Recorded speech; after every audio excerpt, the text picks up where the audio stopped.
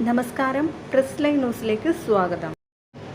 മലയാളത്തിൽ ആദ്യമായി 200 കോടി ക്ലബ്ബിലെത്തിയ സിനിമയാണ് മഞ്ഞുമൽ ബോയ്സ്. ചിത്രത്തിന്റെ നിർമ്മാതാക്കളായ ഷോൺ ആന്റണി, സൗബിൻ ഷഹീർ, ബാബു ഷഹീർ എന്നിവർക്കെതിരെ കേസെടുത്ത വാർത്തയാണ് ഇപ്പോൾ പുറത്തുവന്നിരിക്കുന്നത്. എറണാകുളം 1-ാം ക്ലാസ് മജിസ്ട്രേറ്റ് കോടതി ഉത്തരവ് പ്രകാരമാണ് പോലീസ് കേസെടുത്തത്. ക്രിമിനൽ ഗൂഢാലോചന, വിശ്വാസവഞ്ചന, വ്യാജരേഖ ചമയ്ക്കൽ എന്നീ വകുപ്പുകൾ ചേർത്താണ് കേസ്.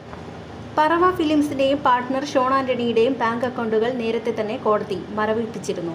സിനിമയുടെ നിർമ്മാണാവശ്യത്തിന് പണം മുടക്കിയ അരൂർ സ്വദേശി സിറാജ് വലിയത്തറ ഹമീദ് സമർപ്പിച്ച ഹർജിയിലാണ് കോടതി ഉത്തരവ്. 40% ലാഭവിഹിതമാണ് നിർമ്മാതാക്കൾ ഓഫർ ചെയ്തത്. എന്നാൽ പണം വാങ്ങിയ ശേഷം ലാഭവിഹിതമോ മുതൽ മുടക്കോ നൽകാതെ കബളിപ്പിച്ചു എന്നതാണ് ഹർജിയിലെ ആരോപണം. സിനിമയുടെ OTT അവകാശങ്ങൾ വിറ്റുപോയതിലൂടെ 20 കോടിയോളം രൂപ വേറെയും നിർമ്മാതാക്കൾക്ക് ലഭിച്ചിട്ടുണ്ടെന്ന് ഹർജിയിൽ പറയുന്നു.